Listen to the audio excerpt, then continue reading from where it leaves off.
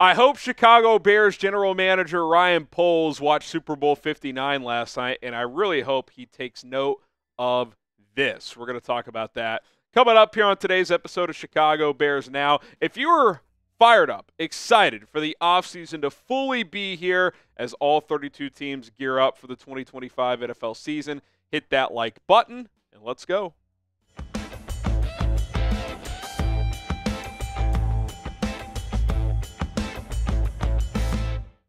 Congratulations to the Philadelphia Eagles as they dominate the Kansas City Chiefs 40-22 in Super Bowl 59. My name is Harrison Graham.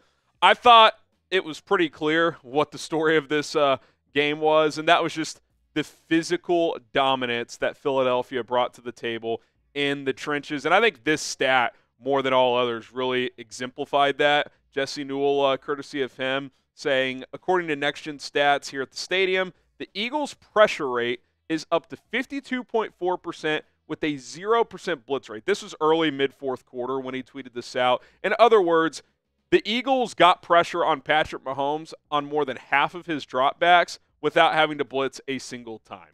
I got to say, I love blitzing. I wish Matt Eberflus would have done it more. I'm a big fan of Brian Flores-type defensive coordinator Steve Spagnuolo, who just blitzed the house and dialed things up the right time. But when you don't have to and you're still generating pressure, I mean, that's a play caller's dream, a defensive play caller. We're just going to bring four, and then we're going to cover on the back end. And that's all Philly had to do because they had a dominant front four, and the Chiefs' offensive line really struggled. And that's really why I want to talk about the trenches here on Chicago Bears Now, because this was such a dominant trenches performance from Philadelphia. They sacked Mahomes 6 times, career worst for him. He got pressured 16 times. They held the Chiefs to less than 50 yards rushing. Now, some of that is Kansas City didn't really try to run the ball. And then they protected Jalen Hurts, too. He only got sacked a couple of times, and one of those was when he was just scrambling for a while. Easily could have thrown the ball away and just didn't. Philly dominated this game in the trenches, and I think it's a good reminder that this is a trenches sport. We saw this before with the Chiefs. Remember in the Tampa game, they got physically overwhelmed? What did their GM, Brett Veach, do literally that offseason? He rebuilt the offensive line, and they went on to win 2 more Super Bowls. So, like, that's what you have to do. You have to – it doesn't mean you're going to have the best offensive and defensive lines, but you have to have good ones if you're going to win a Super Bowl. And that would be my message to Ryan Poles. And I tweeted this out last night. Message to Poles. Trenches, trenches, trenches. It's not optional. Like, it's mandatory. Now, can you go from what you currently have on your offensive and defensive lines to like a top 10 unit? I don't know. In one offseason, that might be a tough task, but can you be top half? Can you be better than what you've been? I hope so. You've got a lot of cap space. You have a top 10 pick. You need to invest because I think you got about 3 players you feel really good about in the trenches right now. Darnell Wright, Montez Sweat, Javon Dexter. You have a couple other solid players. Andrew Billings is a solid player. Braxton Jones is fine. Teven Jenkins, when healthy, is a good player, but he's a free agent, probably won't be back. You could argue between your offensive and defensive lines, you need like 5 to 6 more players. Are you going to find 6 impact players in one offseason in the trenches? Probably not. But can you get 3 to 4 and then a couple other at least serviceable ones? I mean, that's probably what you're going to need to do if you want to be contending at least at a playoff level next season. What is your confidence level in the Bears this offseason? How confident are you that they are going to use their resources in the right direction? Scale of 1 to 10, 1 being not at all, 10 being very confident. I have to think with Ben Johnson coming in and knowing how Detroit built their offensive line that there's going to be a heavy emphasis in the trenches, especially on the offensive line. But until it happens, we just have to wait and see. Okay, let's talk Trey Smith because I'm already seeing Bears Twitter do this. You can't sign Trey Smith. He was horrible in the Super Bowl. I don't have his PFF grades yet from this game. They'll probably be out later today.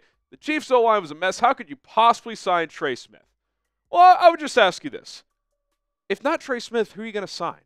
Like, are we just going to be like, well, he was bad in the Super Bowl. Jalen Carter got him a few times. You can't bring that guy in. Well, who are you getting then? Guys, you have to bring in good players. Trey Smith is a good player. No one's putting him in the Hall of Fame. But, number one, the Chiefs may not even let him go because they might have looked at last night and say, oh, we can't let arguably our best offensive lineman go, considering how much it already struggled. But even if they do, like, if you want to sit there and say, Harrison, you can't make him the highest paid guard in NFL history, okay, I'll hear that argument, but you better have another plan. right? Like, is Kevin Zeitler and a draft pick, is that your counter? Like 34-year-old Kevin Zeitler, who I would like is like the second guard I'm bringing in. I'm just saying, like, this is reality, man. If you don't draft and develop at a high level, which obviously they still need to do, you're going to have to invest via trade or free agency. Trey Smith is a really good player. Let's not forget that because the Chiefs got overwhelmed in a Super Bowl. Like, again, you present me a better argument. Will Fries, a guy who fractured his leg, I like Fries, but, like, you're going to have to get somebody, and somebody's plural. Other than Darnell Wright, who do you feel great about in the offensive line? The answer is nobody. Braxton Jones is fine. Teven, when healthy, is good. He's not healthy nearly often enough. Like, I just, this revisionist, like, oh, you can't possibly sign Trey Smith. All right, man. Like, do you want to keep bargain bin hunting, or do you want to do everything you can to build a good offensive line? I would rather do the latter. That would be my, and ideally, you draft and develop over years. Well, they haven't really done that. Like, Darnell Wright, yes, good player. Braxton Jones in the fifth, cool. But, like, you don't have enough guys. You're going to have to invest, and yes, probably overpay to get good offensive linemen. So that is just the reality of it. I'm not going to, like, change my tune all of a sudden and be like, yeah, this Trey Smith idea just is not the way I would go.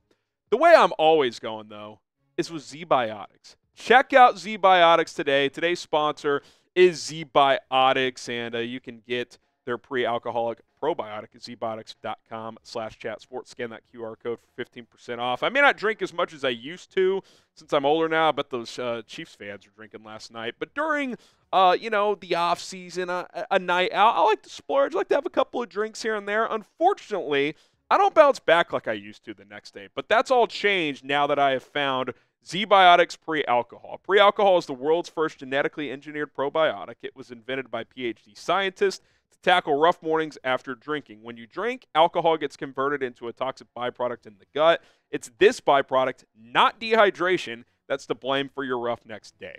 Pre-alcohol produces an enzyme to break down this byproduct. Just remember to drink this probiotic before drinking alcohol, drink responsibly, and get a good night's sleep to feel your best tomorrow. We all have busy lives these days, so don't waste any more days after a night of drinking. ZBiotics Pre-Alcohol is the answer that we've all been looking for. So here's what you need to do. Go to zbiotics.com/chatsports or scan that QR code on screen right now to get 15% off your first order when you use code CHATSPORTS, all one word, CHATSPORTS. At checkout, you can also sign up for a subscription and use our code so you can stay prepared no matter the time or occasion. ZBiotics is backed with a 100% money-back guarantee, so if you're unsatisfied for any reason, they'll refund your money, no questions asked. Okay, you look at the top offensive guards available. Trey Smith, Will Fries, Mekhi Becton, who we'll talk about in a second, Kevin Zeitler, Teven Jenkins. To me, you're going to have to sign at least one of these guys and potentially two. Zeitler could be on the cheaper end. We'll see what happens with Teven. I think he'll sign elsewhere. But again, your entire interior probably needs a reset. That brings us to Mekhi Becton. Does he become a player that Poles and the Bears are interested in? Because obviously, high draft pick with the Jets, showed really good promise as a tackle, but had some weight and health issues, missed basically 2 seasons, played 1 game 1 year, and then missed the entire next season. Played last year, bounced back, played the entire season, didn't play that well at tackle with the Jets. Then he signed with the Eagles this year, played right guard, and played pretty well. Was he an all-pro? No, but he was pretty good at that right guard spot. Now he's between Lane Johnson and Cam Jurgens, who's good, not great at center, but obviously Lane being over there helps. I do wonder if Poles and Ben Johnson would sniff around on this player. Now, given his history of conditioning issues and also injuries, I don't know what his market will be. Like, does he have to sign a shorter-term deal like Teven Jenkins might, 1 or 2 year deal with decent money, but to prove it, I don't know. I just get weary of, like, well, let's try to find, like, a bargain somewhere. Like, the Eagles can hunt for these bargains like Becton and Zach Bond because they already have a really good nucleus, right? And Harry Roseman has a lot of skins on the wall to be able to identify those players and make that work. Like, if you're the Bears, sometimes it's just like, just sign the guy everybody knows is the top guy, which is Trey Smith. Is he ever going to live up to $22 million per year? Probably not.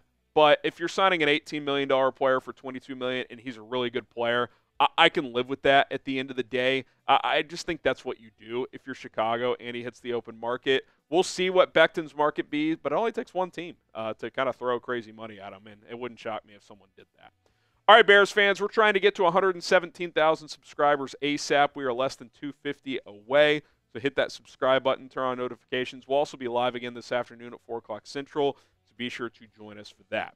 Let's flip to the defensive trenches when tying in this game. A couple of players that are noteworthy here from Philadelphia. You start with Josh Sweat. Dominant Super Bowl. I honestly thought he had a good argument for Super Bowl MVP. It felt like Jalen Hurts won it because they couldn't decide which defensive player should get it. But that's neither here nor there. He's set to be a free agent. Had 6 tackles, 2.5 sacks, 3 QB hits. Plays the run and is a good pass rusher as well. He's a guy who can play both. Now, I get a little weary because he's kind of been a heavy rotation guy for most of his Philadelphia tenure. So, like, are you going to pay him to be a 3-down starter? He'll be 28, so not old, but he's been around for a little bit as well. That it'll be interesting to see what his market looks like, which I think is going to be pretty robust. How about Milton Williams, who third-round pick 4 years ago out of Louisiana Tech, kind of slowly got more involved, and this year had a breakout. His PFF pass rush grade was like a 90 this year, and teams are looking for those interior pass rushers because that's how you disrupt quarterbacks more than anything else. He had 2 sacks in the Super Bowl as well. Had a really good season for the Eagles. Again, though, as a heavy rotation guy, and I would expect both of these guys to get high-level starter money.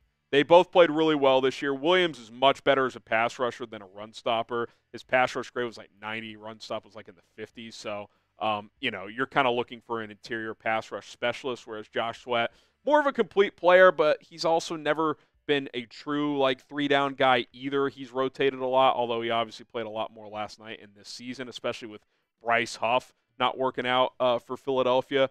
I think people will be surprised at how much each of these players get. It would not shock me at all if one or both of these guys exceeded $20 million per year. So, we talk about the wariness of overpaying on Trey Smith. Well, he's been pretty consistent and steady for 4 years and is still entering his prime. Josh Sweat is a good player, but he's always played next to studs on that Eagles D-line, and he's never been a full-time starter, really. So, like, am I giving him 4 for 80? Am I banking on Milton Williams to take another step forward? And where does he fit on your D-line? Do you kind of stagger him and Dexter? I'm not sure of that fit. So I'm not against either of these guys. I would certainly sniff around, but I get more nervous about signing one of these players than I do a guy like Trey Smith. Pick one to sign. If you could pick one of these guys, who would you pick? Type JS for Josh Sweat, MW for Milton Williams. You probably need an edge more, so I guess I would take Sweat, but Williams is younger and an interior pass rusher, so that's intriguing as well. Let me know what you guys think down in the comments. All right, guys, that's going to do it for Chicago Bears now. Regardless, the point of this video, Ryan Poles, you got to address the trenches. It's now. It's now. You can't be waiting anymore. So let's get at least some of that done this offseason. I will be back this afternoon, 4 o'clock Central Time, so be sure to subscribe and join us then.